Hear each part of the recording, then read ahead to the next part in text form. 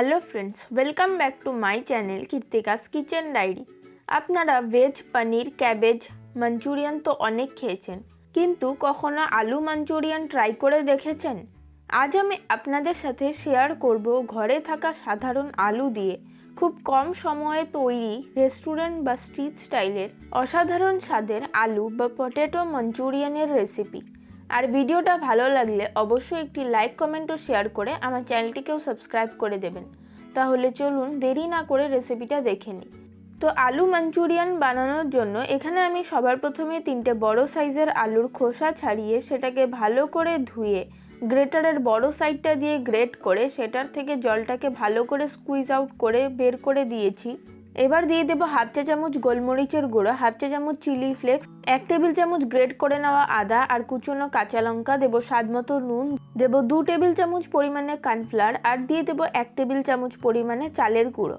এবার এই সমস্ত কিছুকে খুব ভালো করে মিশিয়ে হালকা হাতে মেখে নেব। এখানে জলের ইউজ কিন্তু একদমই করা যাবে না। এটাকে পকোড়ার মতো মাখলে কিন্তু হবে না, জাস্ট এটা কোটিং হয়ে যাতে বাইন্ডিংটা আসে সেই পর্যন্ত এটাকে মেখে নিতে হবে।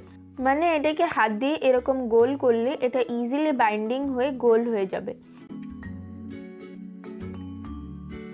এই একইভাবে আমি বাকি মাঞ্চুরিয়ান বলসগুলোকেও তৈরি করে নেব। এবার কড়াইতে বেশ কিছুটা পরিমাণে সাদা তেল হাই ফ্লেমে ভালো মতো গরম করে ওর মধ্যে এক এক করে আলুর মাঞ্চুরিয়ান বলসগুলোকে ছেড়ে মিডিয়াম টু লো ফ্লেমে গোল্ডেন ব্রাউন করে ক্রিস্পি হওয়া পর্যন্ত ভেজে নেব। তারপর ভাজা হয়ে গেলে এগুলোকে তেল থেকে তুলে একটা পাত্রে রেখে দেব। এই একইভাবে আমি বাকি মাঞ্চুরিয়ান বলসগুলোকেও ভেজে নেব। দেখতেই পাচ্ছেন আলুর লাচ্ছাগুলো কত সুন্দরভাবে বোঝা যাচ্ছে, আর আওয়াজ শুনেও আশা করছি বুঝতেই পারছেন মাঞ্চুরিয়ান বলসগুলো কতটা ক্রিস্পি হয়েছে। এবার গ্রেভি বানানোর জন্য ওই সেম তেলে এক্সট্রা তেলটা সরিয়ে রেখে দিয়ে দেবো 1 টেবিল চামচ পরিমাণে গ্রেট করে নেওয়া আদা আর 3-4টের মতো কুচনো কাঁচা লঙ্কা। এবারে আদা আর কাঁচা লঙ্কাটাকে কয়েক সেকেন্ড একটু ভেজে নেব। তারপর এর মধ্যে দিয়ে দেব চৌকো চৌকো টুকরো করে কেটে নেওয়া 2টো মিডিয়াম সাইজের ক্যাপসিকাম আর একটা মিডিয়াম সাইজের টমেটো আর দিয়ে দেব স্বাদমতো নুন। এবারে টমেটো আর ক্যাপসিকামগুলোকে 2-3 মিনিট সময় ধরে ভালো মতো একটু ভেজে নেব। তারপর দিয়ে দেবো 1/4 চা চামচ পরিমাণে গোলমরিচের গুঁড়ো, দেবো 1 টেবিল চামচ পরিমাণে রেড চিলি সস, দেবো 1.5 টেবিল চামচ পরিমাণে টমেটো কেচাপ, দেবো 1 টেবিল চামচ পরিমাণে গ্রিন চিলি সস, দেবো 2 টেবিল চামচ পরিমাণে ভিনিগার আর দিয়ে দেবো 1 টেবিল চামচ পরিমাণে সয়া সস। এবারে সব কিছুকে খুব ভালো করে মিশিয়ে 2-3 মিনিট লো টু মিডিয়াম ফ্লেমে একটু কুক করে নেব। তারপর এর মধ্যে দিয়ে দেব সামান্য একটু জলটা দিয়ে আবারও একটু ভালো করে মিশিয়ে নেব। তারপর দিয়ে দেব সামান্য একটু চিনি আর দিয়ে দেবো হাফ চা চামচ পরিমাণে লঙ্কা গুঁড়ো। এবার এখানে আমি 1 টেবিল চামচ কর্নফ্লাওয়ারকে 2 টেবিল চামচ জল দিয়ে গুলিয়ে রেখেছিলাম সেটাকেও এর মধ্যে দিয়ে দেব, যাতে গ্রেভিটা একটু ঘন হয়ে যায়। আর এটা দেওয়ার সাথে সাথেই দেখবেন গ্রেভিটা সুন্দর ঘন হয়ে যাবে আর সুন্দর একটা টেক্সচারও চলে আসবে।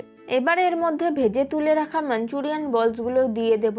তারপর খুব ভালো করে মাঞ্চুরিয়ান বলসগুলোকে গ্রেভির সাথে মিক্স করে নেব। এবার ছড়িয়ে দেব সামান্য একটু সিসমি সিডস বা সাদা তিল। ব্যাস, এবার ফ্লেমটাকে বন্ধ করে গরম গরম আলু মাঞ্চুরিয়ান আমি সার্ভ করব। চাইনিজ ফ্রাইড রাইস বা রুটি পরাঠার সাথেও কিন্তু খেতে ভীষণই ভালো লাগে।